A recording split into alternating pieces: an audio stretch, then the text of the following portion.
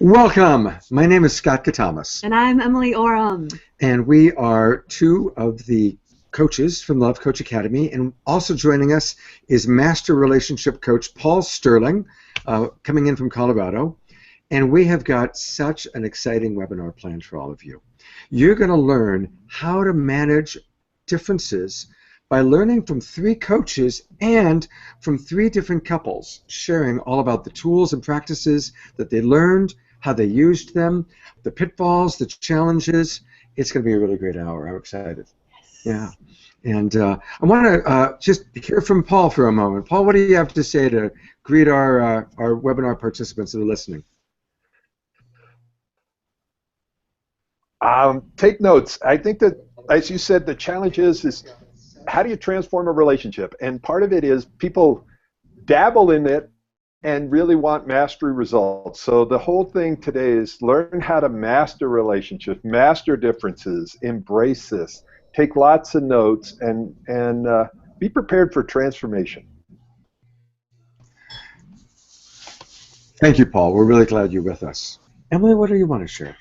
Just a lot of the toxicity that happens in relationship is that we are still hanging out in the right-wrong paradigm, where a challenge comes up, a trigger comes up, and we just want to either change our partner, we want to tell them how they should do it, and what happens is we polarize and we make the other person wrong.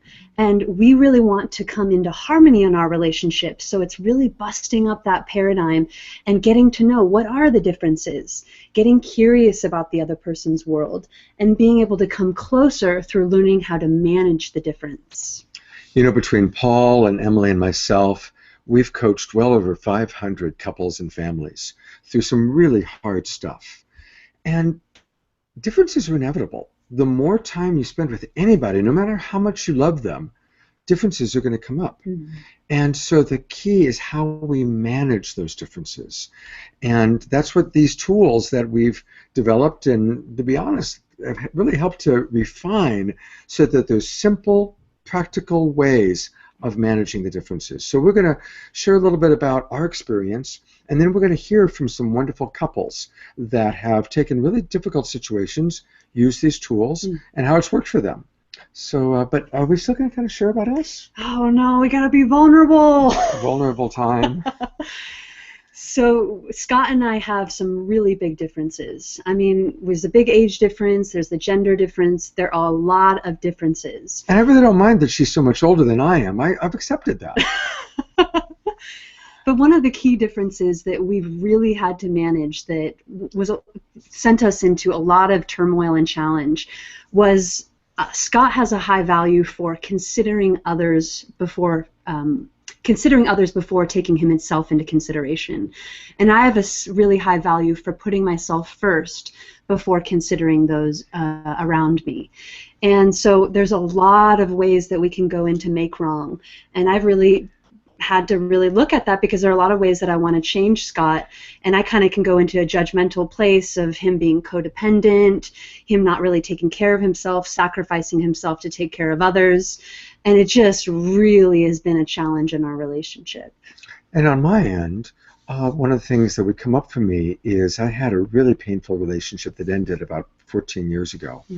But in that relationship, I came out of it feeling very taken advantage of. And so sometimes I would notice that I was actually turning Emily into that person from 14 years ago, 15 years ago.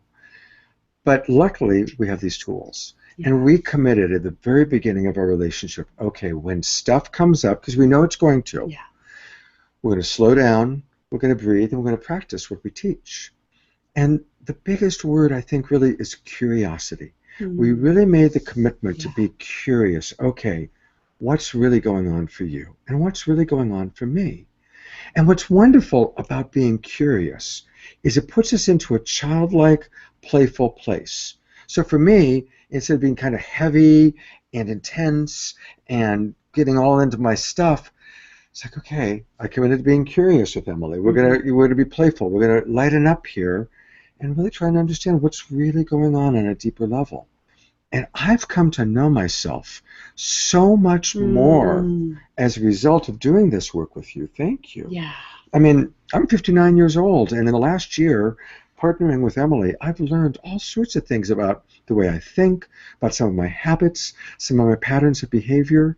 And because she's so considerate, genuinely considerate of me, even though sometimes the reflection's been hard to look at, it's like, wow, I do have a tendency to be codependent. Oh, wow, maybe I'm acting like my mother and being a little bit of a martyr. Maybe I do need to really learn to take better care of myself. Those have been the very qualities that she has, which I could judge. I've actually learned they inspire me and they support me to be a more fulfilled and a more holistic human being. Yeah, beautiful, Scott. Thank you so much. Yeah. And one of the things why self-care has become so important to me is because I was really codependent and I put others before myself. And, other people from my past have. And so I've really done the work, but I've kind of gone over to the other side where it's like I can get sometimes self-centered in my own world and not see how my choices can impact those around me. And that's what Scott's taught me is how to stay in my heart, how to be compassionate, especially when I do something that triggers him, how to really look at my actions and behaviors before making those choices to really think about how does that impact or how would it impact Scott. So that's how we've grown closer through the difference. Thank you. Yeah, thank you. So we always like to start by being kind of honest about us because, listen, we study this, we teach it, we're living it, and we still have boo-boos, we still have oopsies. Wow. All the time she'll catch me. That's not compassionate communication. I go, oh, God. And so we just want everyone to know this is a practice. It's not a light switch that you just turn on and off. Yes. But the tools are pretty simple, and if you commit to it, life just keeps getting better. And to kind of share with us kind of on the next step, I want to turn it over to someone that I really admire. I love teaching with him. I love learning from him, and I'm really glad you're with us. Paul Sterling. Thanks, Scott. Thanks, Emily. What I'm going to talk about, there's two things. One is that intimacy doesn't start in the bedroom. And before someone really will open their body and open their heart, what they need to feel is they need to feel heard, understood, and valued. And think about it in communication. What do we want? We want to feel heard. So there's a triangle, and I'm gonna put something up on the screen here in a second, but they want to feel heard, understood, and valued. And almost everybody on this would say, yeah, that's what I want to feel. What stops us from doing that? Because sometimes what happens is when we're listening to our partner and they're in pain and they're talking about us, we're afraid that understanding equals agreement. So what we do is we push away actually listening rather than listening. So what I want everybody to do, including the other presenters, just for a second, put your hands up like this. So I'll wait for everybody out there that I can see you all. Olivier, I can see you too. So put your hands up like this for a second, like prayer. Put them together like this, right in front. And when I say go, push really hard with your right hand. Push, push, push. And what happens is most of you, your hands are going to be right here. They're going to be right in front of you. Why are they right in front of you? Because what happens is anytime like the right hand started to push and use force, the left hand automatically pushed back. So a lot of communication is about force. You should, have to, must, you're bad, stupid, wrong. And all of that communication is met with this.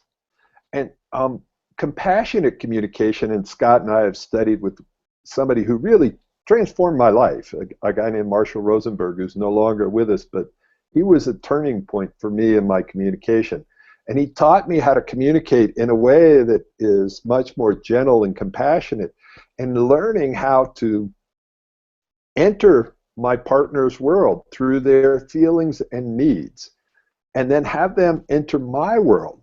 So when you're communicating, well, actually, when you're listening, I'll start with that. When you're listening, what you want to be able to do is make sure that you hear, understood, and value them. And how do you do that? You feed back. And there's a lot of distinctions we can get into later, but a lot of what you're trying to do is feedback. What are they feeling and what are they needing so that they feel heard, understood, and valued? And then the other side, so there's one triangle like this, and I'll show you this in a second. The second triangle, so it creates like the Star of David, is when you're communicating, what you want to do is start with being conscious. So I'm conscious, what's the outcome I want here? Is the outcome to be right and make them wrong? Or is the outcome to be heard and understood and create a connection? The second thing is compassion. And what compassion is, to me, is to meet somebody where they're at. You know, my dad used to do a lot of, like, we used to walk uphill to school back and forth both ways. And, you know, I actually had a hard time listening to that. I couldn't meet him where he was at.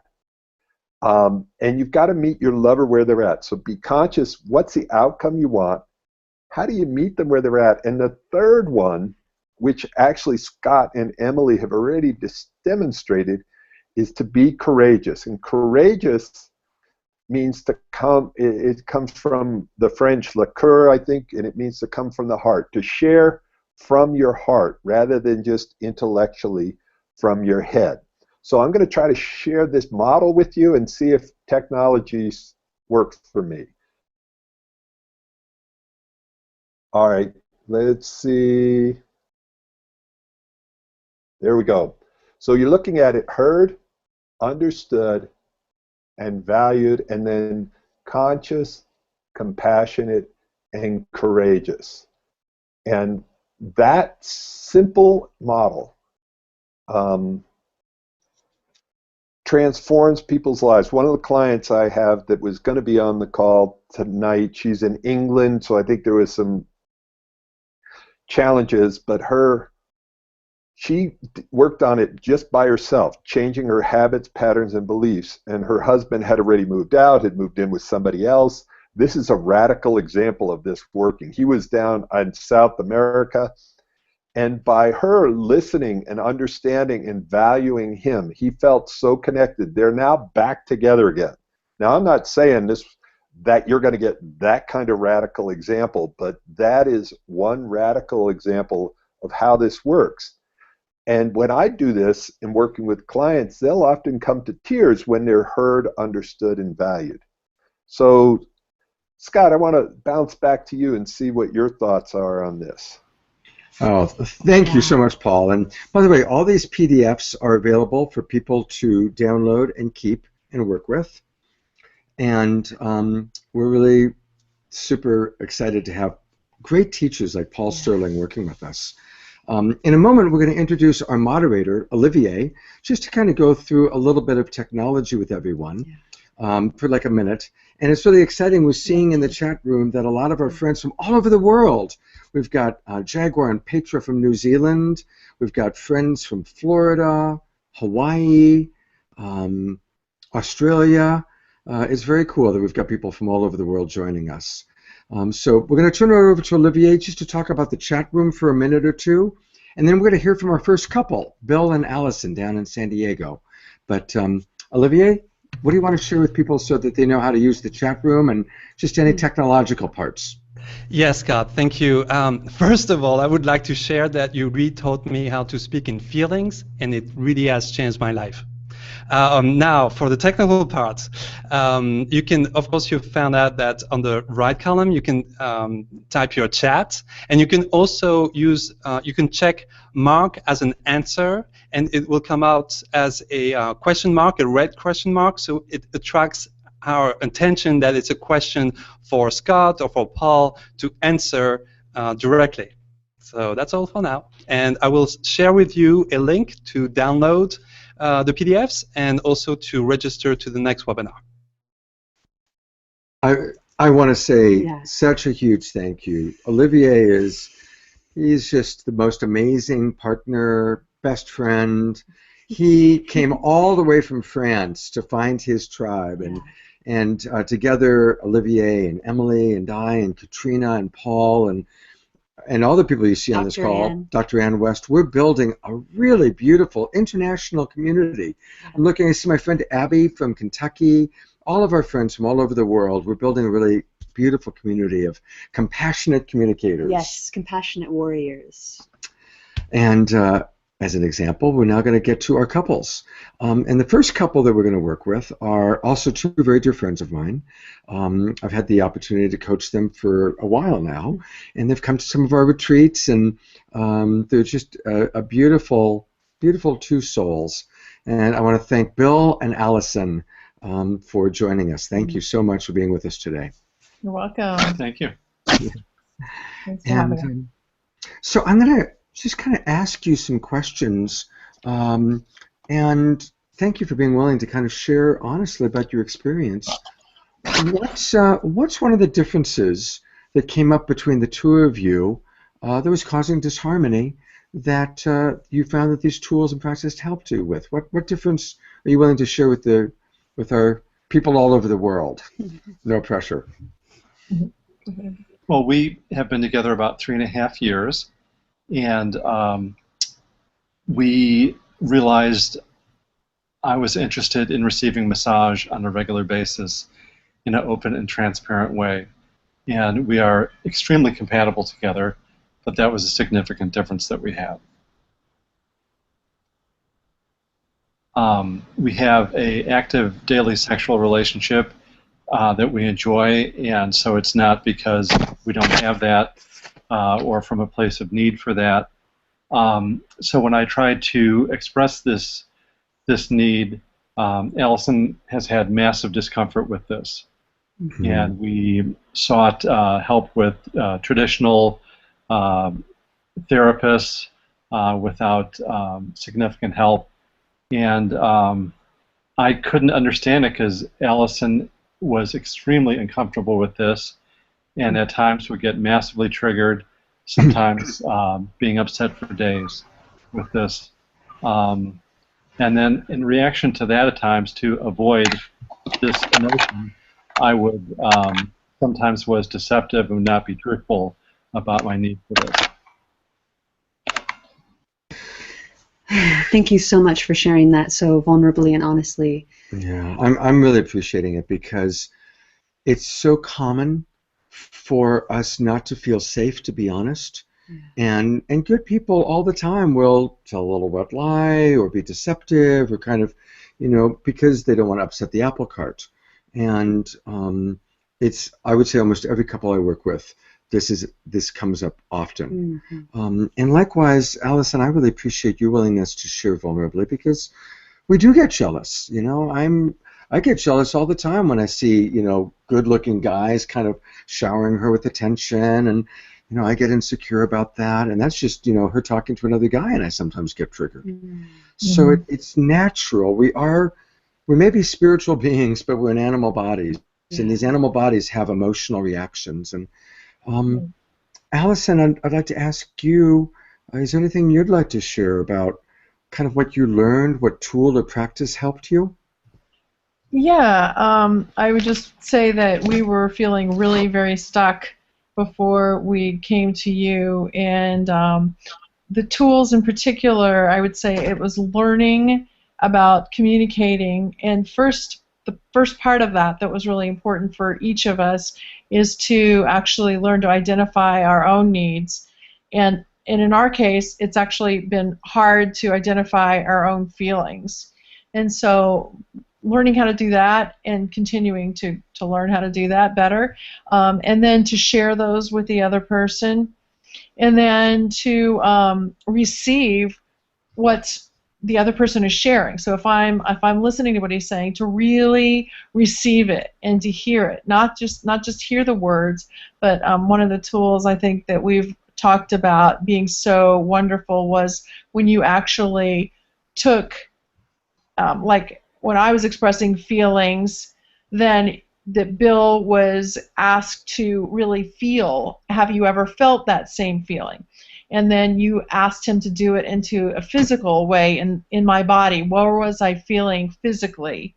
And so for him to actually really embrace those things, I think was very helpful for finally truly understanding. And then me doing the same for him back to his reactions. So I think that empathy part we're still working on, but that's been really huge.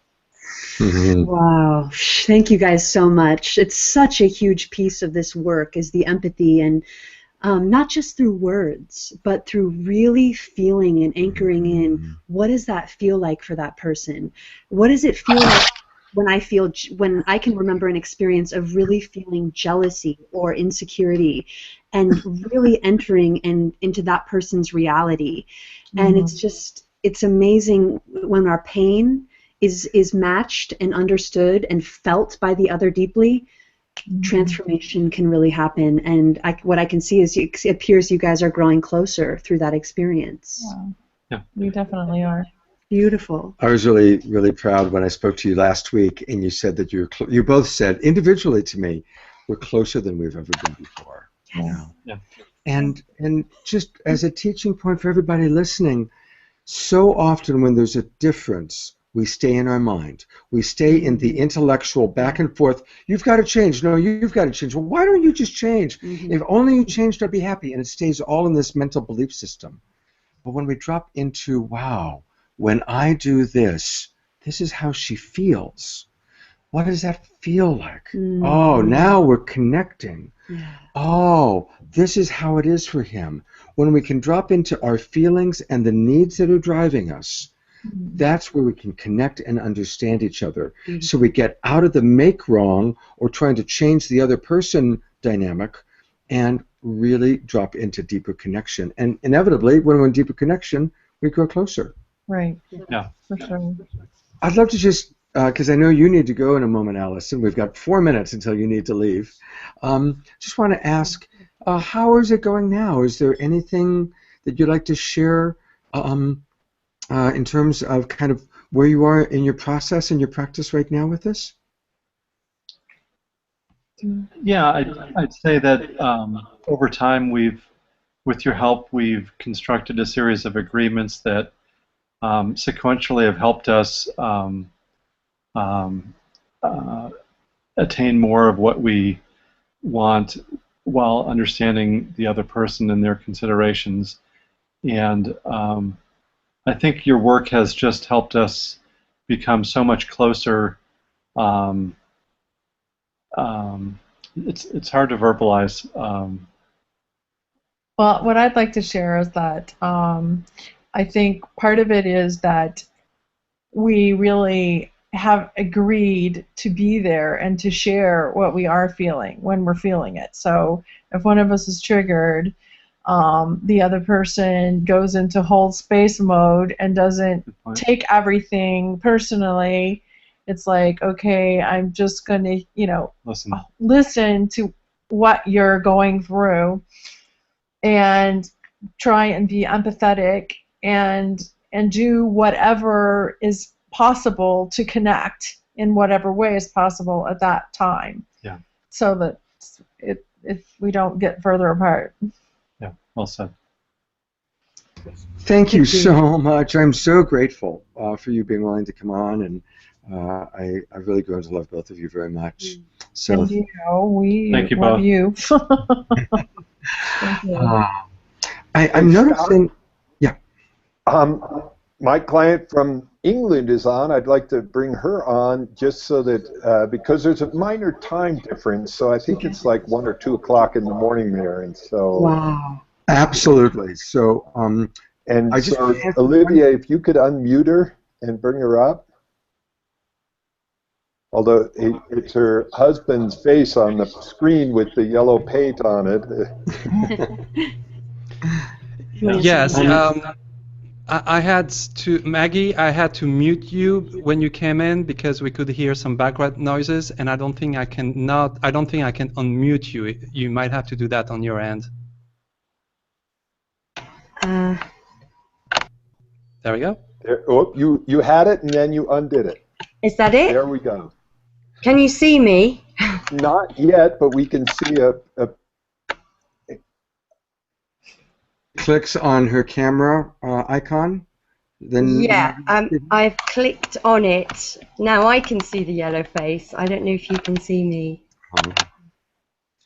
We can't see you, but we definitely can hear you. So if we can't handle the technical side, then we'll just dive in. Okay, sounds good. And then after this, you'll do it. All right. So Maggie, can you tell us a little bit about where you were at and what the situation was when we started working together, just so that people have an idea of what was going on? Okay. My husband and I had been apart for quite a while, just over a year. He was in Brazil and I was in the UK. We hadn't agreed to separate or anything. Work was keeping him in Brazil, and I was dealing with some issues in the UK. And you know, we talk on Skype every so often, and that's how we kind of bumbled along. And then one day on Facebook, I saw him with someone else, and it wasn't a particularly overt photograph or anything. I've seen lots of photographs of him with his arms around people. You know, it's Brazil. But there was something about this photograph that caught at me, and I talked to him on Skype, and I asked him what was going on, and he said yes, he was seeing someone else. And that was a shock, but I thought, okay, well, I've found out now, and you can stop. And he said, I'm not going to.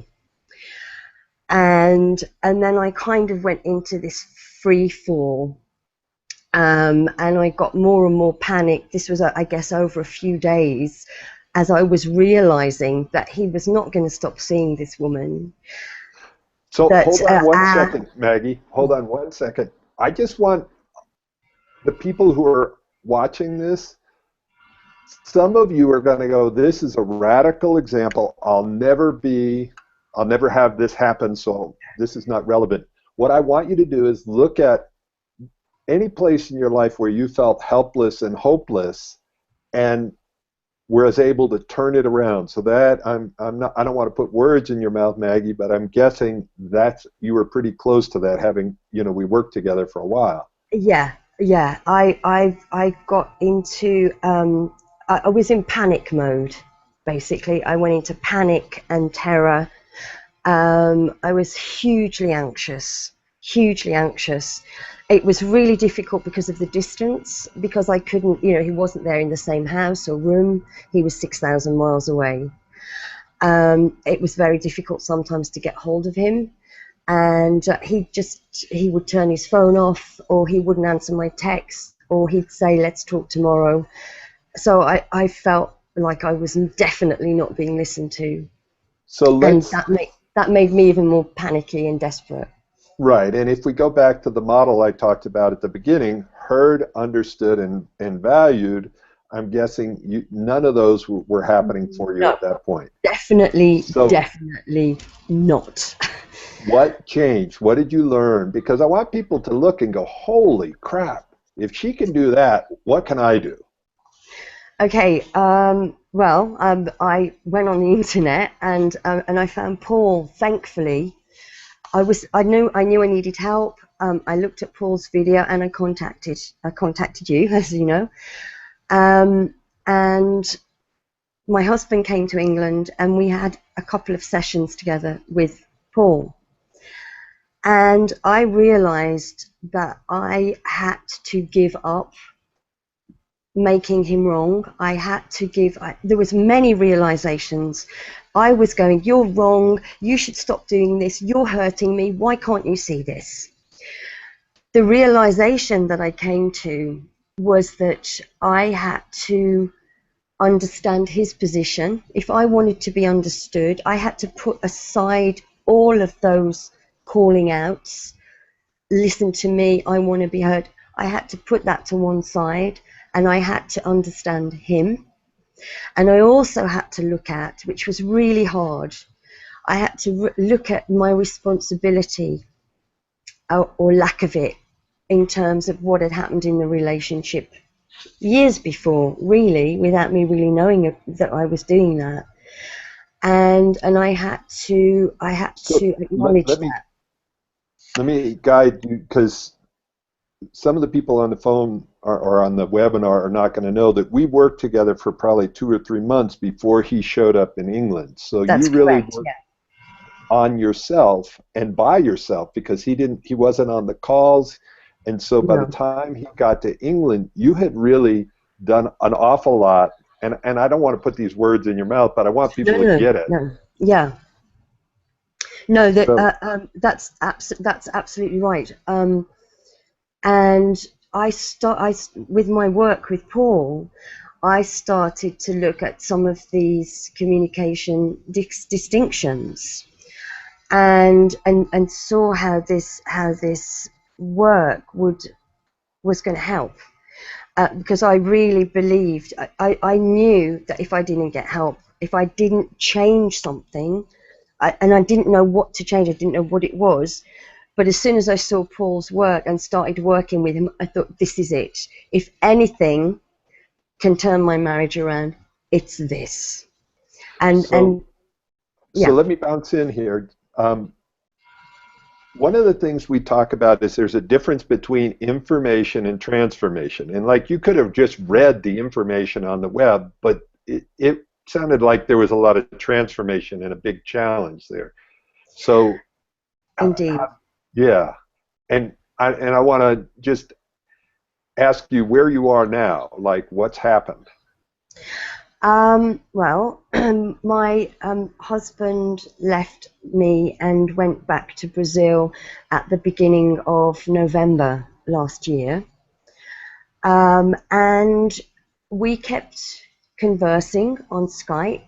He went back to be with this other woman that he'd found. He thought he was going to settle down with her, maybe have children. And only to find out when he went back that she had already moved on. He spent a month with me in England. And I spoke with him about that. We had Skype conversations where he would say, you know, I'm hurt, I'm upset, this has happened, she's left, I'm going to go and see her, this is what she said to me, she's not talking to me, she's only texting. And I listened to that with compassion. And I think it was only that I was able to do that and not close him down and not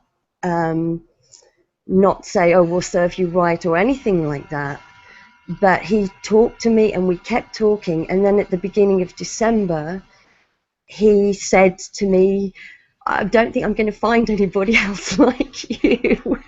Would you like to try again? Which was amazing. And I said, yes, I would love to do that, because he's a lovely man, he's a good man, and we are very well together. And he's now back in England with me, and we're still using these techniques. Every Sunday we sit down and we make sure that we are kind of keeping this work up, because I, for one, do not want to sit back and go, oh, I've done all that, it's all okay. This is something that these are techniques and tools that you use all the time. And I found that the little things that maybe used to, we let it sit for a couple of days and get grumpy and there'd be a bit of a bicker. Now we're just through it in 10 minutes. Outstanding. So yeah, and it makes the relationship much stronger and much smoother. We deal with these little niggly things really, really quickly. It's amazing.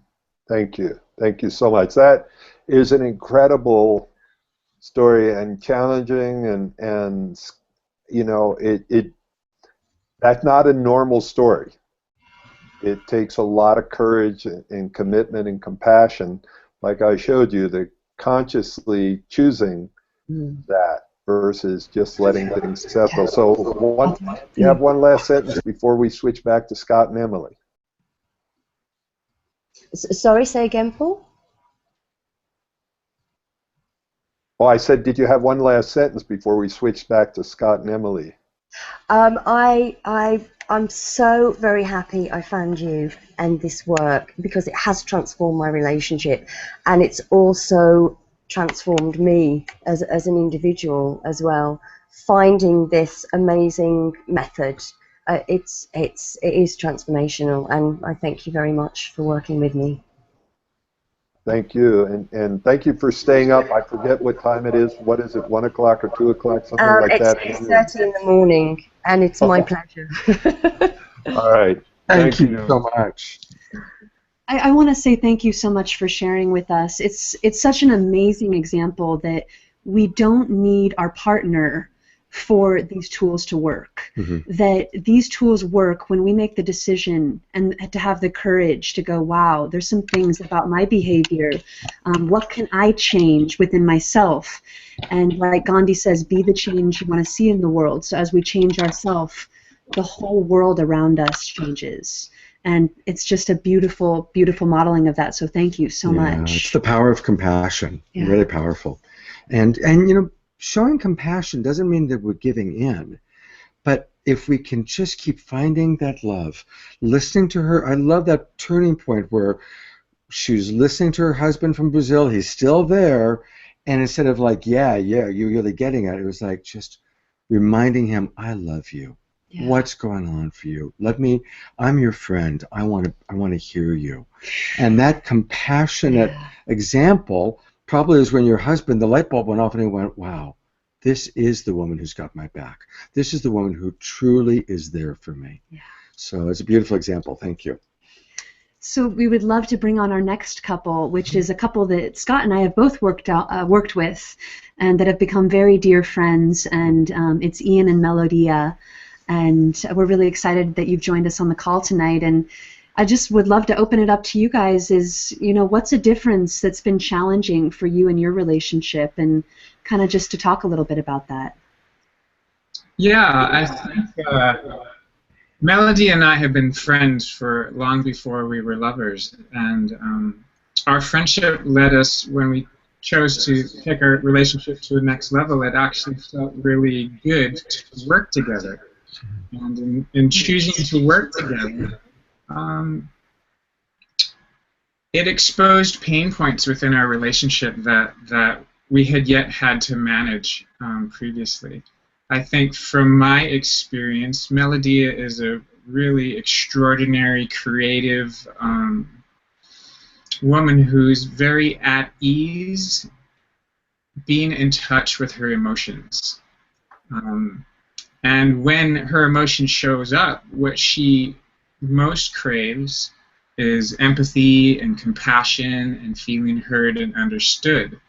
And up until the time where we started working with you, my relationship to those quality of emotions were, oh, not now. I'll wait till the emotions are done.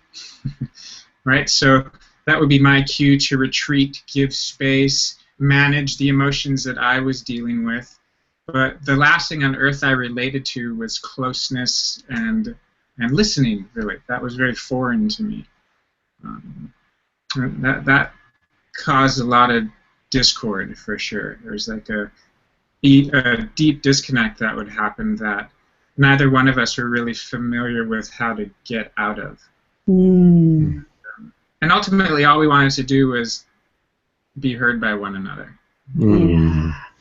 Melodia, what would you like to add? Is there anything you'd like to add to that, or do you want to share with us what tools and practices we gave you that helped? Well, first, I'd love to thank Ian for sharing in such a lovely and articulate way. And, I really honor him for opening up and investing in this practice with me. And some of the tools that we found were very successful. I'm not exactly sure what you would call this. It almost feels like you customized it for Ian and me. But you helped him come up with some key questions that immediately softened me and immediately allowed me to feel heard. And do you want to say what those questions are? What are you feeling? Tell me more. The tell me more part was the kicker, because it really allowed me to explain and to be thorough with what was going on for me, and ultimately that was exactly what I needed to feel heard. And for me, feeling heard is feeling safe, and feeling safe means that I'm available for intimacy and surrender of whatever is going on. So for everybody out there who's listening and watching, when you're in a situation and your partner or your mother or your father or your lover, whoever it is saying something that is surprising you, maybe you're feeling defensive, maybe you're wanting to change it, maybe you're wanting to rebut it, maybe you're wanting to offer a different perspective, take a breath, tell me more. Because we all want to be heard and we all want to be understood. And what happens is if we don't acknowledge their reality, if we cut them off too quickly or just take a space or try and fix it, change it, defend ourselves, doesn't go well. Yeah. Tell me more are those 3 words we can memorize, because if people keep telling us more and we can drop into curiosity, we'll start understanding their reality. Which is the great connecting point. That's where the intimacy happens. Exactly. And we want intimacy. Everyone wants intimacy. And that shows up as being cared for and understood. Exactly. Yeah. Exactly. And So you don't have, can I dive in for 1 second? of course. And I'm not sure if I got the name right. Melodia?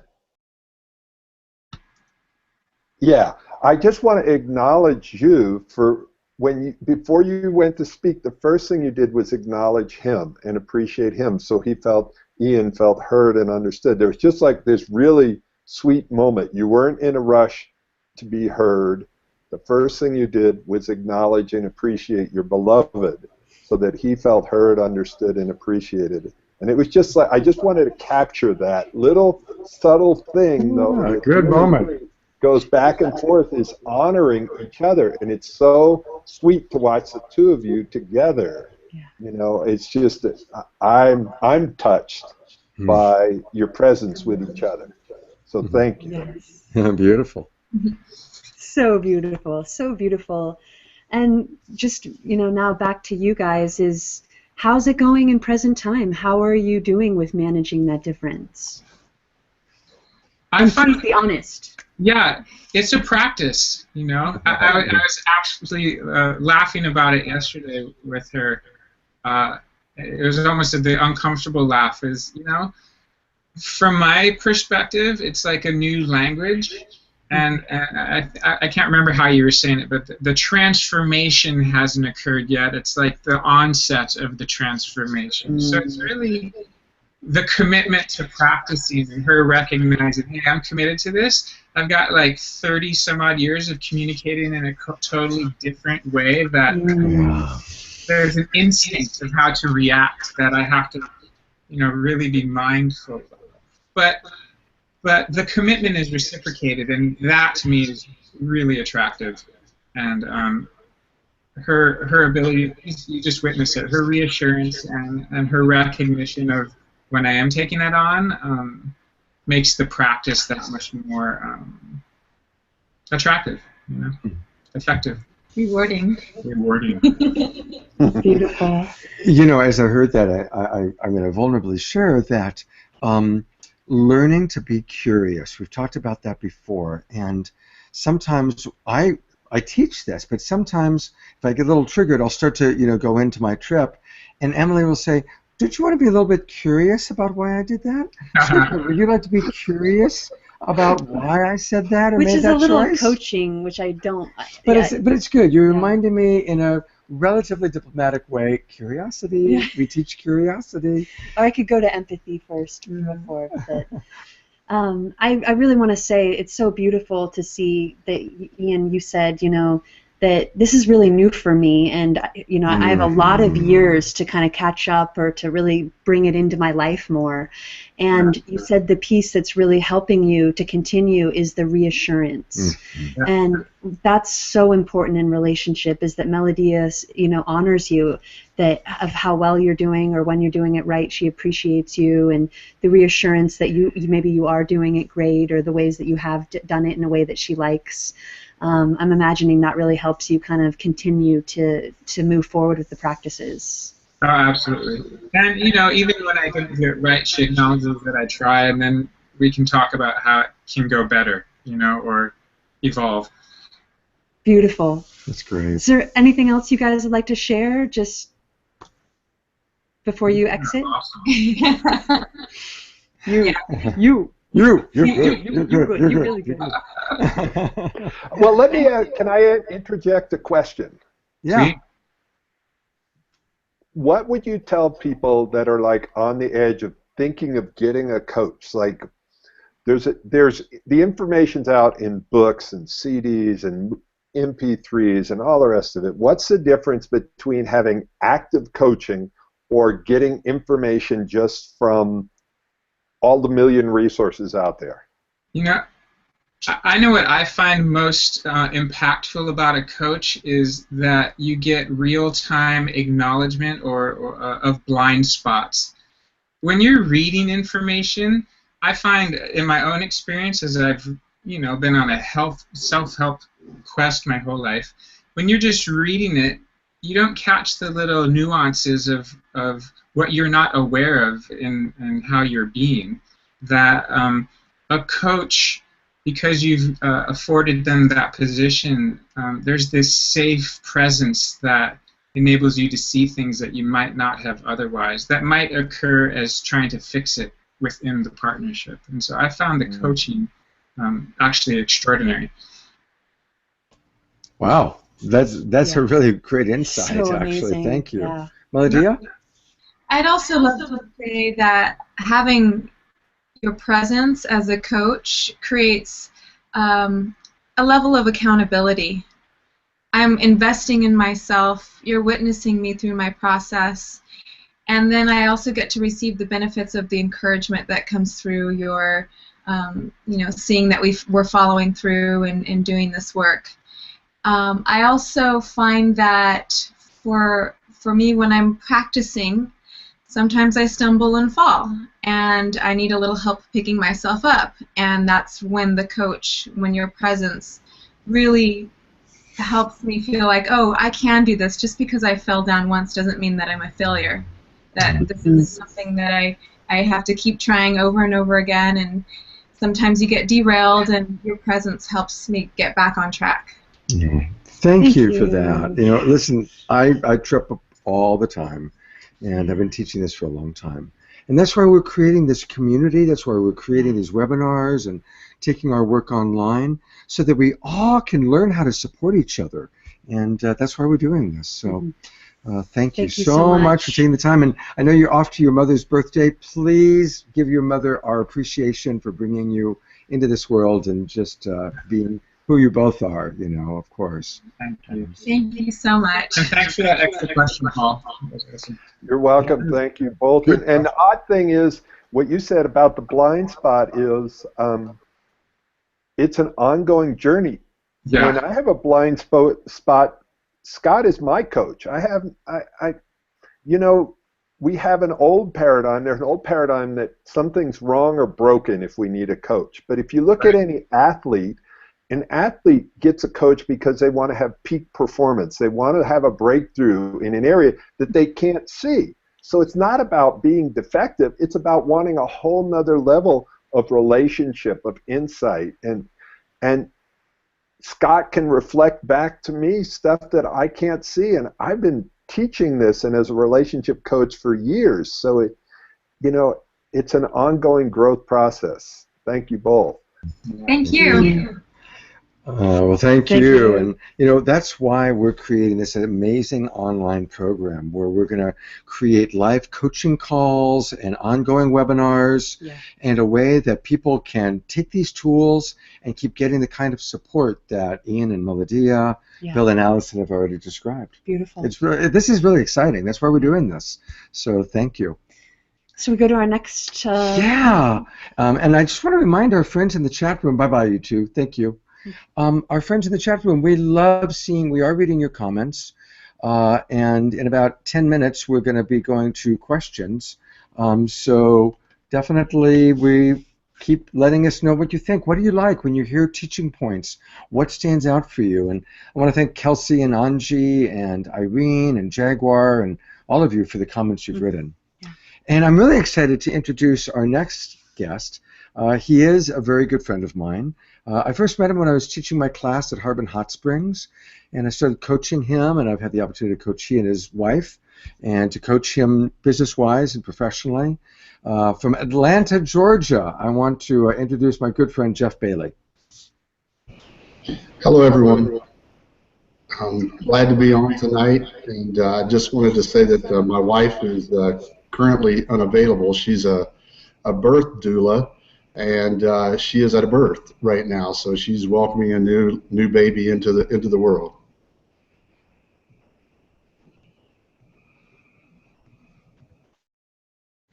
Sorry, we were muted.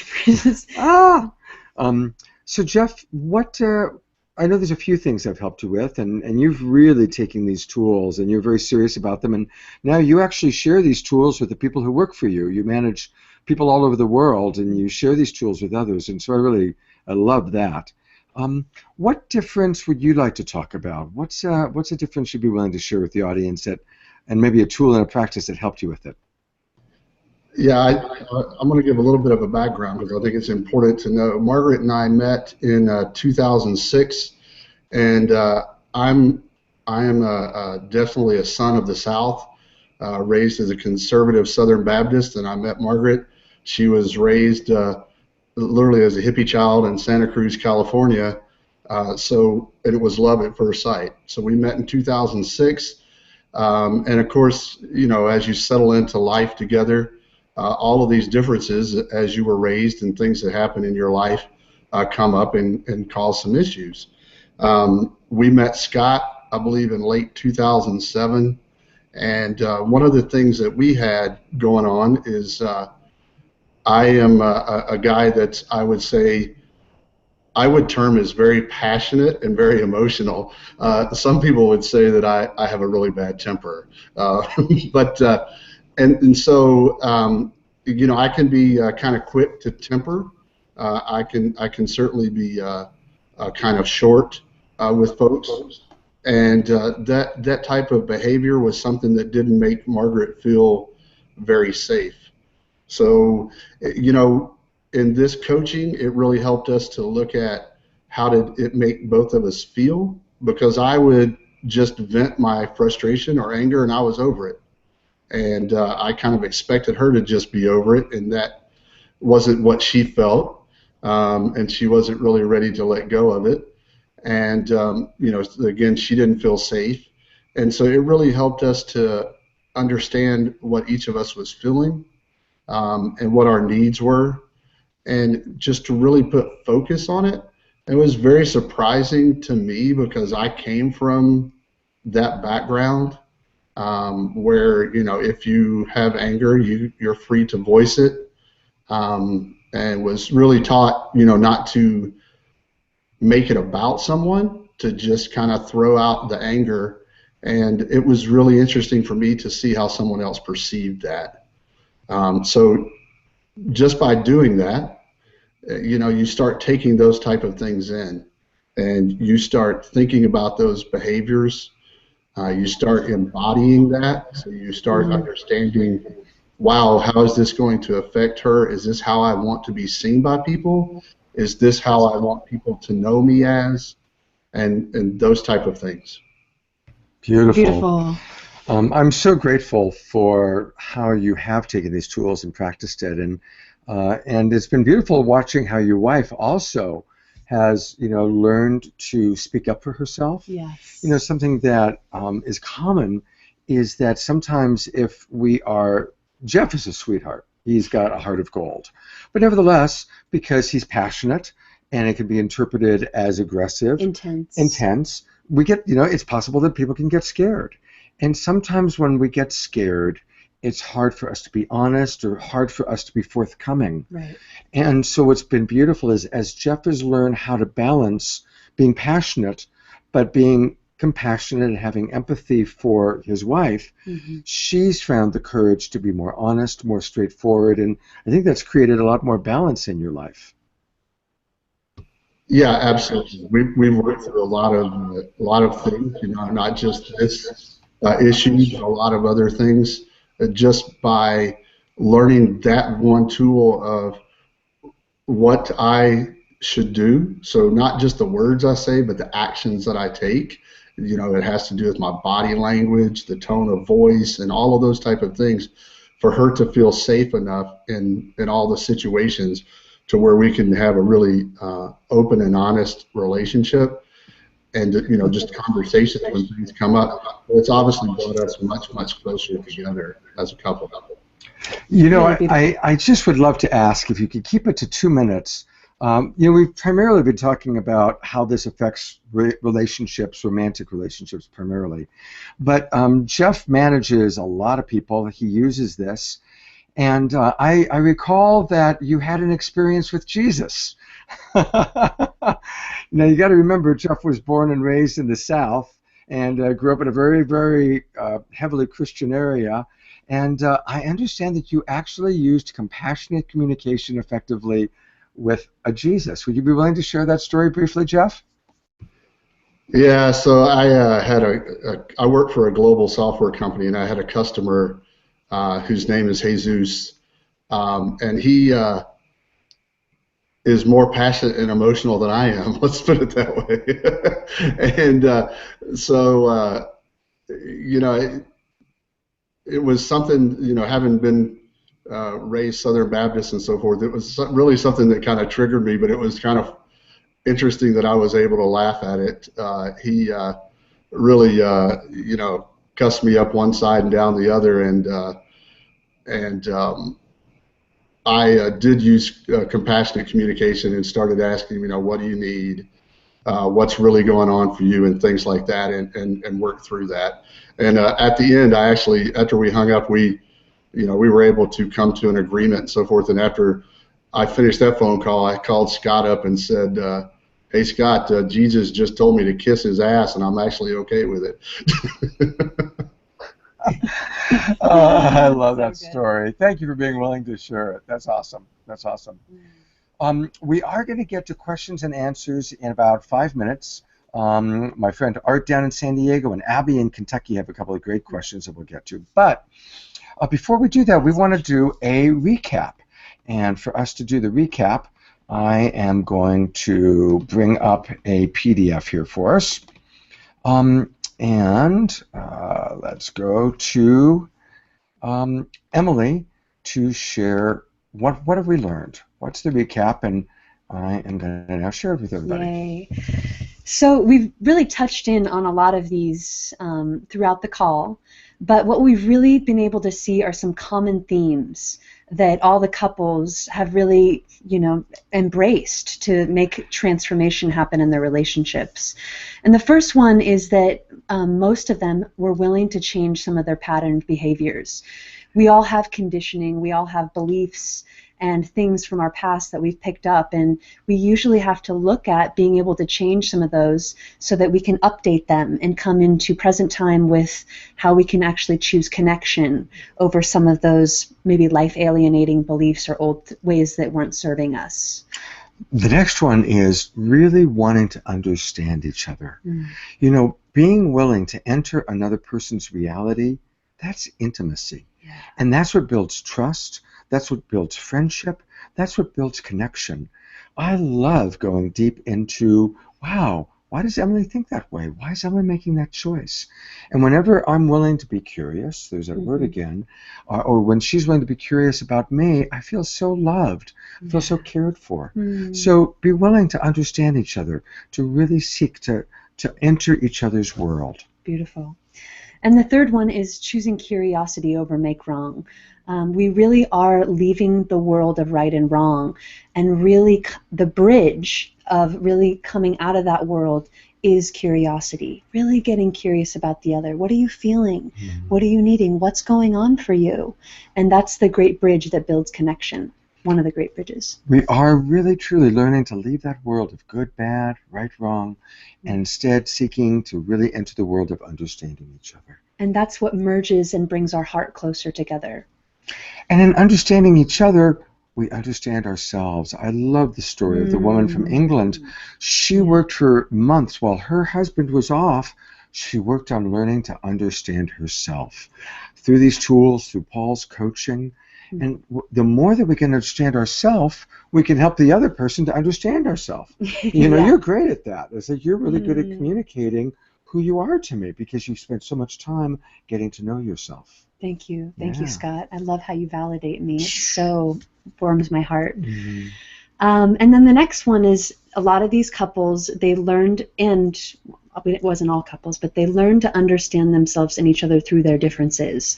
Instead of making each other wrong for the difference, they got to know, wow, what is going on for that person? How can I understand them? And through that, how can we learn to see the gift of what I might be able to learn from embracing maybe a different reality than my own? Yeah. And the last one is willing to be coached, willing to learn. And I want to commend all of you, everyone who's watching this, whether you're watching it live or later on watching the replay, you're choosing to learn. You're making a conscious choice of, hey, these tools, there's something about these tools that I can learn from. And so good for you. There's a lot of ways you could be spending your time. You're making the choice to learn, to self-reflect, to grow so that you can have better relationships. And that's why we want to keep coming towards you and giving you our best tools and practices because this stuff works. It does. It works. It's the language of love, the language of connection. So thank you. And I want to turn it over to Paul for a moment and just see, Paul, is there anything you'd like to add in terms of kind of the recap? What stands out for you? Yeah, the thing that, well, one of the things that stands out for me, it's transformation is the changing of habits, patterns, and beliefs. And I just had this flash as I was listening to you. I go to the gym probably 3 times a week. And there's different tools at the gym designed for me to build different muscles. And if I go to that tool and I've got a specific thing that I want to build, like my biceps or my back or something like that, I can go get that tool and build that muscle. And part of, I think, what we're trying to do with our whole, the Love Coach Academy is have different tools for different muscles to develop the different muscles, to help people get out of their comfort zone and change their habits, patterns, and beliefs. And I think that this is an amazing gift. And damn, I wish I had had it before my first divorce because things probably would have come out a whole lot differently. So that's what I have. And you guys are muted. Hey, thank you, Paul. We're going to get to Q&A in about 5 minutes, but we are going to do a practice for all of you. We want you to have a homework assignment to take home, and you're going to be able to download all the worksheets that Paul created and that we've created. But before we do the practice, I think people are having a lot of fun and enjoying this, right? Yes. So we've decided we're going to do one last big webinar, and it's going to be on Sunday. It's going to be same time that we've been doing it, Sunday at 6 o'clock Pacific time, and it's going to be the 7 steps for having a truly great relationship. And I'm just going to be honest here. I am so grateful because I have a great relationship. I am so happy. I am so fulfilled. And so we're going to share with you what the tools and steps are that really create a great relationship. And that's going to be this Sunday at 6 o'clock Pacific time.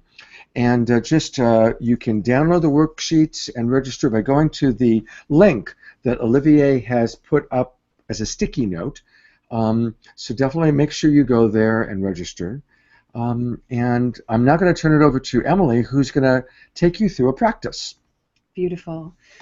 So because we're so desiring to give you such rich content and just getting so much value out of this webinar, we've kind of got a little bit of a homework assignment, if you will, and just some questions to start really self-reflecting on. And we're sharing this document with you on the screen now. And it's on, of course, the topic of managing differences. And the first step is to be curious about what is really going on for each other.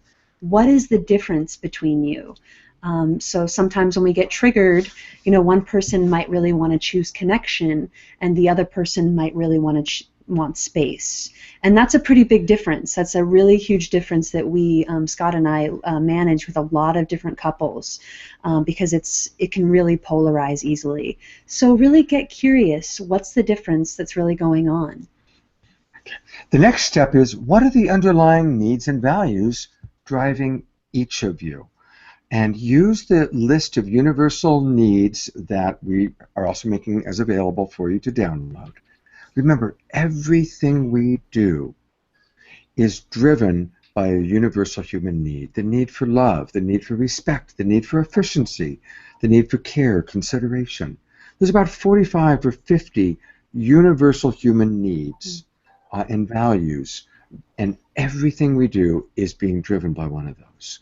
So we can get out of any arguments about strategy and just go, oh, right now you're really wanting to rest and relax, and I'm really wanting to communicate and connect. There's no right or wrong. I can understand your need for rest, and you can understand my desire to communicate. So that's how we go out of the arguing model and understanding what's really driving each of us. Beautiful. And the third one is, how can you each seek to understand each other? Can you listen to what is alive for each other without trying to change the other? Just simply be curious. Find out what's going on for the other person. Just because Scott needs to rest and relaxation and I might want to communicate doesn't mean that I need to somehow change him so that he can communicate with me. But if I understand that he wants rest, I can adjust and allow maybe some care and consideration and really acknowledge that for him. While also acknowledging that, you know, I want to communicate and I might be having some uncomfortable feelings because we don't have that. And in that moment, when she says, honey, I get it, take your nap, then it opens my heart, and I say, and I love talking with you. I love talking with you. And after I nap, I'm going to be really available for us to have a great conversation. How's that sound? That sounds great. And so what happened is we basically acknowledged each other's needs, and we created a win-win of how we could both get those needs met. And that's what we really want to do for you guys is on the call is leave the world of sacrifice and compromise and really create a win-win solution so that everybody's needs can get met. Yeah. So that's the recap, and these are all wonderful downloads that you can come on, you know, bring on and work with this. Really do the practice, do the homework, and let us know how it's going. Come to our Facebook page and write comments. Let us know how the homework assignment went. And because you're going to do the homework, we've got a really special treat for you. One of my dearest and oldest friends in the world, we've been friends for over 20 years. We traveled to Cambodia together and shot a documentary there about 10 years ago now. She's a major part of the Love Coach Academy. Dr. Ann West is about to join us. And Ann, being who Ann is in the first class lounge waiting to get on a flight to Scotland. And I'm really grateful that you were able to work it out, Ann, to come on board. And I'd just like to start, our theme has been how to manage differences, and would love to ask you, what are some of the tips that you give to your clients? And Ann, by the way, is an internationally known therapist and coach. She's worked with people all over the world. She's always jetting off to Scotland or Dubai, or I can't keep track of all the places she's going. Ann, what are some of the tips that you'd like to share with the people who are listening and watching? Well, thank you, Scott. Hi, Emily. Hi, everybody, Paul and Jeff and Olivier, I see. Well, for me, when I'm working with a couple that are estranged in any way, I just got on to the end of what your conversation was, so I don't know what you've already spoken about, but reassurance is the first thing that I want them to both be able to tell each other, that to be able to reassure one another that this isn't the end of the relationship. Often when we're in heightened states of anxiety or just, can you hear me okay? Is my volume okay? Okay. We say things that we don't mean, and we jump to conclusions, and we just go running off with ideas and stories that aren't necessarily true. And giving reassurance to one another is really important to be able to start the conversation, no matter how heated it is, no matter how hurt we feel, with really tapping in with, I love this person and I want to reconnect, and really tapping in with that individually before we have any kind of conversations about anything. Because if we forget that and we lose that link, we can go into the blame and the shame and the guilt and the make wrong and the criticism and the judgment, and we can scare the hell out of each other and ourselves. But I think the reassurance is really important to start off the conversation, to start off the healing or the clearing, and being able to drop in. It's like puts a safety net around everything, so that we can drop in and be able to open up to a deeper conversation. But also I find that our tone of voice and the way that we deliver is important too, and being able to speak in a way that is non-confrontational, no matter how challenged and deep the hurt or the pain or the issue might be. If we can still have grace and speak with that grace, it really allows us to open up the channels with the other person to be able to hear us. Because I find as soon as, even in my own life, as soon as I put any kind of tone or volume or use words that are triggering, I'm going to lose their attention. I'm going to lose their confidence. I'm going to separate myself. And so I just find that being aware of those types of triggers, like we speak about the 5 triggers in nonviolent communication or compassionate communication. Being aware of not using those 5 triggers, the volume. I'm going blank now because there's people staring at me here. There are all these people. She's in the first class lounge at the airport. It's like this woman's talking to herself. This woman's at the computer talking to herself. Has she had too much to drink? Oh, really good. Thank you. Yeah. We're going to kind of take turns answering some of the questions, and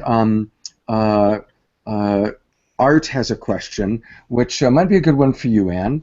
What are the most common first steps that you suggest to people who are just starting with compassionate communication? What are some good first steps that you would recommend? Identifying your inner jackal. I think really identifying the languaging that your inner jackal uses when triggered is vital, because if we're not identifying that, we're really communicating unconsciously. But when we can identify what the stories are that we're running, we can change those stories, we can take control, we can master that part of our mind instead of just running away with them or letting them scare us. So beautiful. And when she's saying inner jackal, jackal is a term that we use for the inner judge, that part of us that can be judgmental and run blame, shame, criticism, make wrong, guilt of another person or of ourselves. Yeah. Oftentimes we are judgmental of ourselves. Yeah. I'm going to answer Abby's question, and then I guess you're going to tackle Phyllis's. Yeah. And I think it's my friend Abby from Kentucky, and she asks, amidst an argument, what tools can you share that would allow the involved parties to both step away from their triggered positions and get into a place of compassion? Particularly getting to a place where we can truly listen as opposed to just waiting for our turn to speak. Great question, Abby. And something that Anne and Emily and Paul and I all teach is how to take connected timeouts. Mm-hmm. And it's a commitment that the moment you start feeling triggered, the moment things start feeling dicey, you slow down. That's the first step. Slow down. Slow down to the point where you can ask yourself, am I capable and willing to really care about what this person has to say? And you know what? Sometimes the answer is no. Sometimes we're too tired, we're too hungry, we're too triggered, we're too pissed off, we're too distracted, and we genuinely can't show the care that we need to really listen. Like Abby asks, not to just be thinking what my retort is going to be, but to really take in what this person I love has to say. So it's a personal commitment that I'm only going to engage in difficult conversation when I'm capable of listening and caring. And when I'm not capable of listening or caring, I'm going to say, you know what, I'm going to do a role play right now. I'm going to say, you know, Emily, I love you so much, and I'm too triggered right now. I just can't give you the quality of care that I want to. I can't listen. I'm too triggered, and honestly, I'm hungry, I'm tired. I need to just go take care of myself for a little bit. And I'm going to eat something. I might even take a nap. But then I would like to come back, if you're okay, in like, say, an hour. And I promise I'll come back and really be in that place of care and compassion. But I can't do that right now. Is that all right? Can you accept that? Yeah. Thank you for taking care of yourself, Scott. Really appreciate that you're taken care of. And I know this conversation is important. I'm guessing you're probably a little disappointed, but I can't do it right now. Thank you. So notice in that, now it may not be quite that easy, but if I can just own where I'm at, give her reassurance that the conversation's important, she's important, I can't give her the quality of care, it's on me, and I'm going to go take care of myself. That's the way we want to manage those situations. Beautiful. Can I add one thing to that, Scott? Yeah, please. Just metaphorically thinking, if this cup is full of water, how much more water can I get in the cup? So play with me a little, Scott. Just interact. Yeah. So if the cup is full, how much more can I get in? None. It's going to spill all over. What if I'm really nice? Still going to spill. What if I yell at you? Spill city. So the thing is, if we're emotionally full in that metaphor, I mean that example you just gave us, Scott is full, there's no room for Emily to put anything in. So he can't hear her, understand her, value her. So the biggest gift he can give her is to empty his cup and come back where he can actually receive something. He can listen.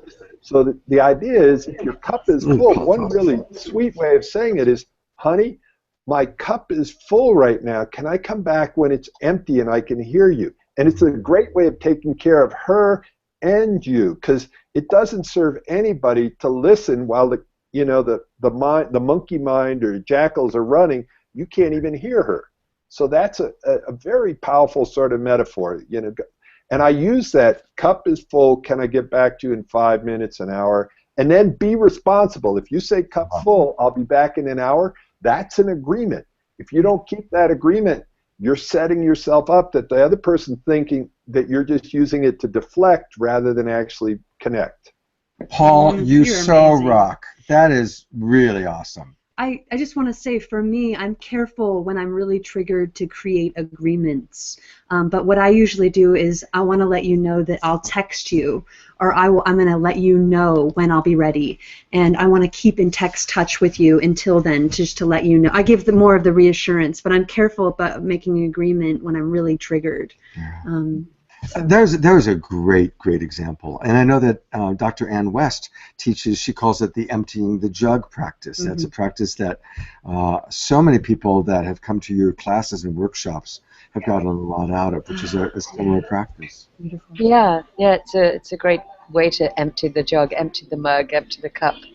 On your way to Scotland, empty the. What are you going to be emptying when you get to Scotland, Ann? What are you going to be emptying on the plane flight to Scotland, Dan? Dom Perignon. Hey, Phyllis has a question, and hey, we want more questions from the chat room. Yes. So this is the next question from Phyllis. She asks, what about dealing with people who have addictions like gambling or drinking? And let's start maybe with you, Emily, and then see if Ann or Paul want to add to that. Well, Phyllis, I just want to take a moment and give you some empathy, because it's really hard to be dealing with someone that might have some behaviors and addictions, how scary it is, how frustrating it might be, and not knowing how to reach that person, especially when they're in that behavior. So I'm really just wanting to send your heart some care and empathy. One thing that really helps me is to really get clear to distinguish the behavior from the being. So recognizing that that person's not an addict, but they're doing behaviors that are reinforcing kind of addictive behavior. So that's a really good first step, because it helps us to get out of the critical place of locking that person into a judgment and to see really just the behavior is what we're having challenges with. And then to look at the universal human needs list and see, what is that person in your imagining? What needs is that behavior trying to meet? So a lot of times alcohol is trying to meet the need for relaxation. Now we could say, oh, they're just needing to check out, but it's a strategy that they are using to meet the need for relaxation. And so it helps us to be able to have more compassion, more empathy for that person. And of course, give yourself empathy first before being able to give the other empathy. Empathy first. Empathy first. So important. So it's so hard, and really get clear about when you can, when that person's sober or when that person's not in their addiction, is to really tell them how you're feeling. What is the effect, the consequences that you're having from that behavior? And really share vulnerably from your heart how impactful this is and how much you care about that person, if that's alive for you. And be able to set some boundaries for yourself, sweetheart. It's really important that you set boundaries to take care of yourself. Because it's really hard. We really want to help usually that person that's in the addictive behavior. And so we need to kind of distinguish when is our help becoming enabling the behavior, which is supporting the behavior when we think we're helping. So please take care of yourself first. So that's what I have to say about that. Thank you, beloved. Yeah. That was awesome. Anne or Paul, do either of you want to add anything to that? I was going to wait for Anne, and then I'll add something. Okay. I've had quite a bit of experience in this background, having grown up in an alcoholic family, and recreated the experience for myself several times in my life since leaving home as a teenager.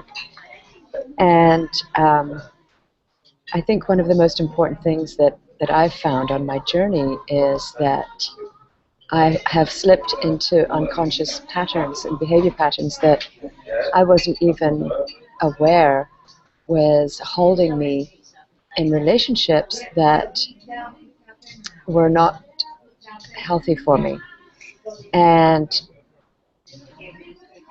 there's no blame. It's just that when we can look at what it is that's drawing us into these patterns, and to be able to stand up to that and own it and grow from it without judgment. Because whoever the person is that you may be in love with that has these patterns, they're calling something out from within you. They're doing what they do, and it's not to hurt you, but it is, I believe, to call something out from deeper within you. And for me, what I found was that it was for me to really own my part of the addiction process, the addictive patterning, the part of the enabling, the part that was willing to not step out and take the stand in life for myself. And as soon as I did do that, my beloved got well. We were no longer together, but he got well, and he is well now. We're best friends, but it really took me getting to a place where I was willing to let it all go. And I think that really, whatever's going on in that person that you're with, that you love, just look at what it is that's going on inside of you and where you're not honoring yourself. Because when you do start to honor yourself, they have a great mentor to live up to and to see and to follow and to get on the bandwagon with. But if you just keep being there with them, you're just going to roll down the hill with them too.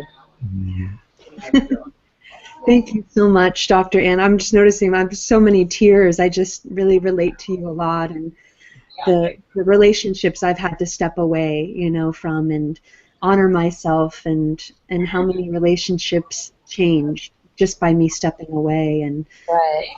so I want to say thank you. I'm just really feeling you and the work that we've had to do to work on ourselves to come into a place of empowerment. Yeah. Yeah. Thank you, Emily. It's not an easy path. No, it's not. It's not an easy path, but I also believe that we choose these paths because our spirit is calling for us to really take big strides in this lifetime.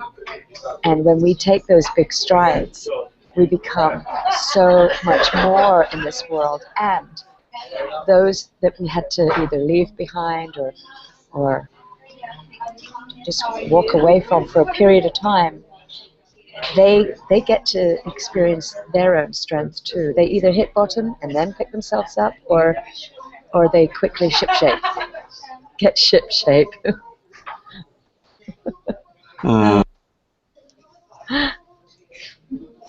So I'll step in a little bit. At some levels, like Anne, I grew up in an alcoholic family. My dad, the last Christmas gift I gave him was a fifth of Jack Daniels, which is when I consciously gave up my almost lifelong pursuit in trying to change my dad. And I wasn't trying to support his alcoholism, but I was trying to just acknowledge and appreciate who he is and say, I'm no longer going to try to change you. And my work in prison for the last 8 years, I've gone in as a volunteer and worked with inmates, and addiction is a major thing. And the thing I want you to think about is, like when I did that exercise earlier about pushing hands, the harder we try to tell someone who's behaving in a way that doesn't serve us, the more that we try to tell them that they're bad, stupid, wrong, the more they push back.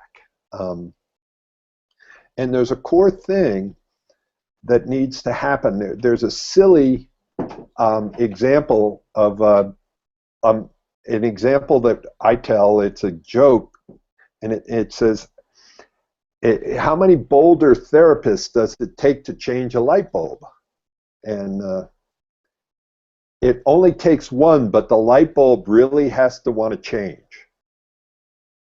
And see, the thing is, what we have to let go of at some point is let go of our addiction to an addict.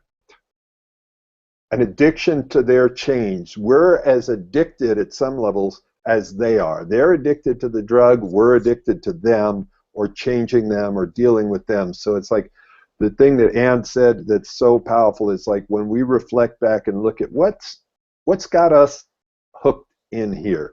And if we want to be an example of letting go of an addiction, let's show up in our life and do that. So you're on mute, Scott. Paul, you're right on. Be the change. Be the change. Well, you know what? I wasn't going to chime in on this, but the last thing Paul said really triggered something for me. I was born on Christmas Day. I grew up with the Messiah complex and a rescuer thing. And I want to say that twice in my life, I fell in love and was in romantic relationship with serious addicts. And in both times, I eventually left. And in one case, that really was like a wake-up call for that addict to change, and she did. And another time, she didn't. And she just continued to go downhill. Yeah. And I've had someone even die, a very close friend die. He chose, alcohol, and a couple weeks later when I moved out, I needed to leave again, he died. And so we just never know. You never know. There's no guarantee. And it kind of leads into our last question, actually. Art asks, Scott has spoken about being the savior or the rescuer in the past. How would you suggest getting out of this form of codependent behavior when you still care very much about them? Wow, we're all going to have something to say about that. I'll go first, and then maybe Anne. Let's first just kind of talk briefly about establishing what does codependence really mean.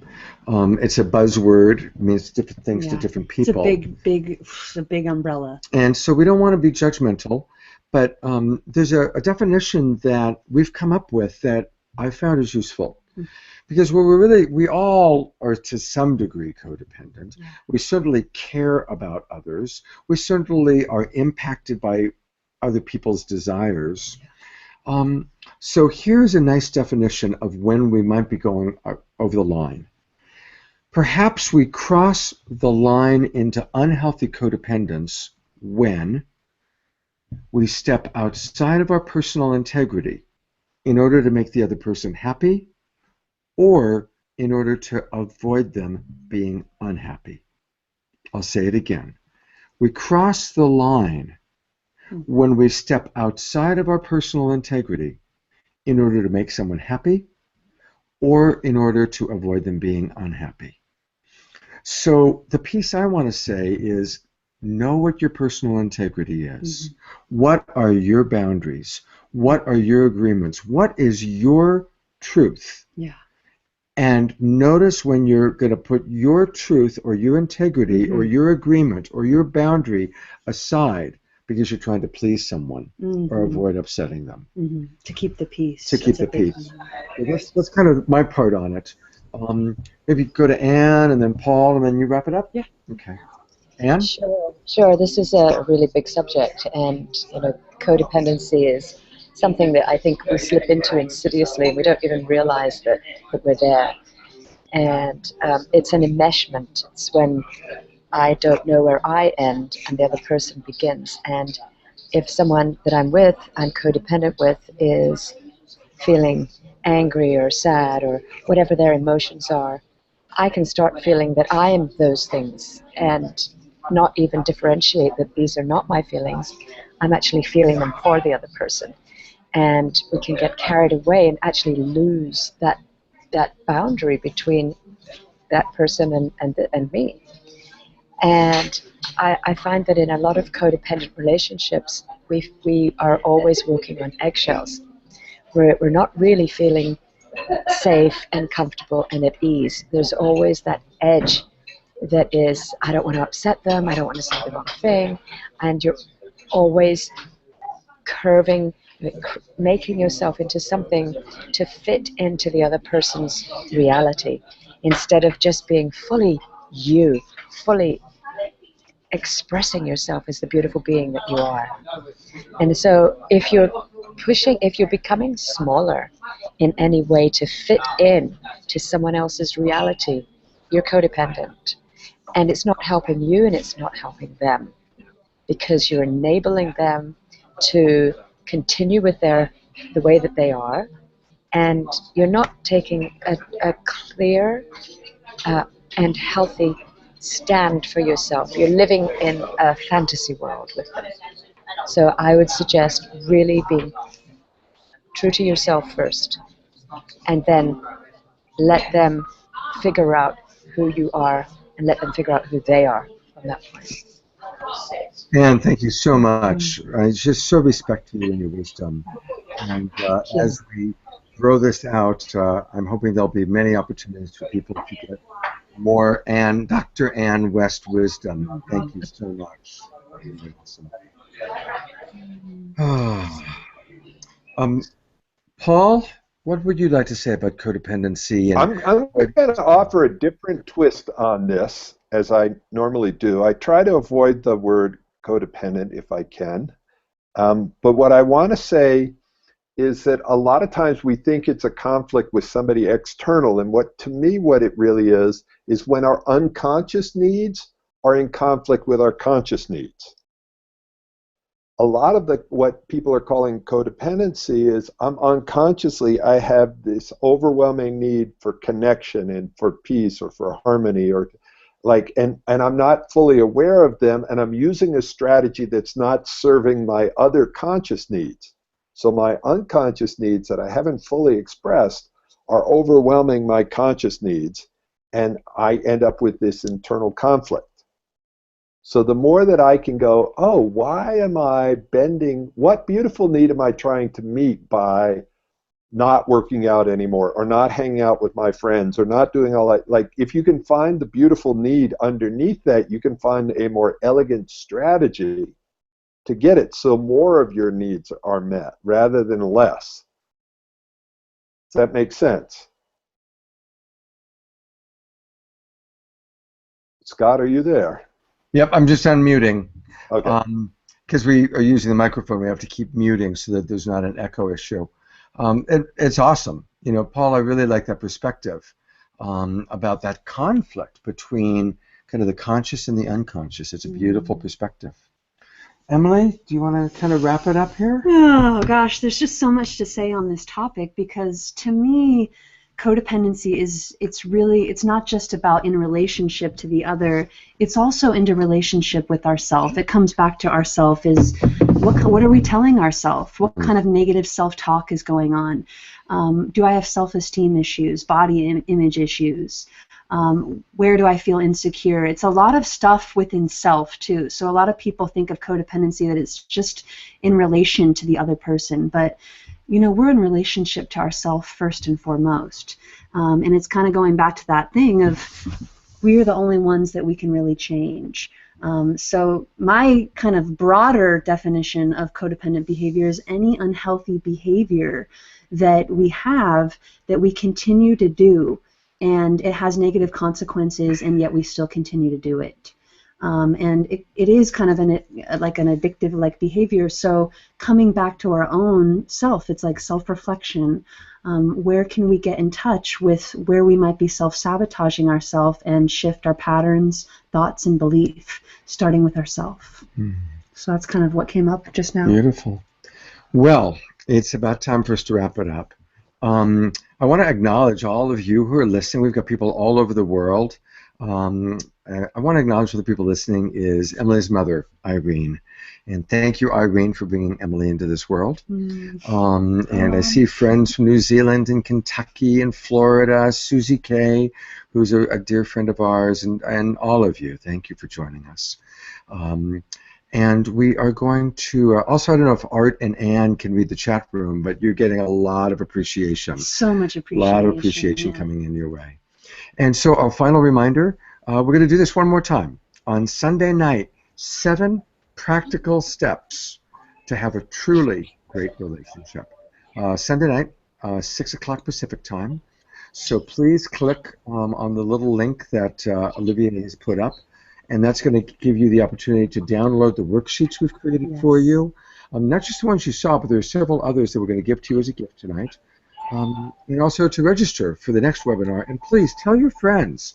If you enjoyed this webinar, we would really love, post the link to this webinar on your Facebook page. Email it to your friends. Join our affiliate program.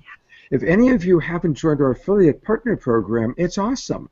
You can join it, and there's all sorts of wonderful benefits. And you can join that by going to the Love Coach Academy page and just scroll down, click what says affiliates. We're building community, and we want to build with you. We want to play with you. There's something really exciting happening here worldwide, and if you want to be a part of this ship that's taking off and be able to connect on a regular basis with Dr. Ann and Olivier and Paul and Emily and myself, now's the time to get involved. Because you know what? 3 years from now, when we've got the Love Coach television show, and there's hundreds of thousands of people who are part of this community, and it's become a worldwide brand, you're going to be able to go, you know what? I was on the very first webinars when they only had a few hundred people. I was one of the very first people to be involved in this, because that's really cool. We always remember when something fun that becomes big is starting.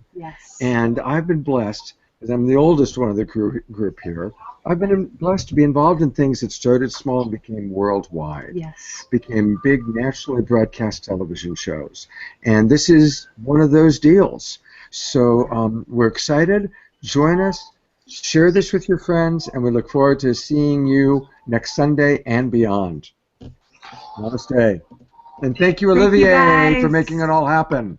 And thank you all of the people who shared their heart, all the people who were vulnerable, and Maggie from England, and your clients that shared so vulnerably and powerfully so that other people could benefit from that. I really appreciate their willingness to be so powerful and sweet and generous. Thank you.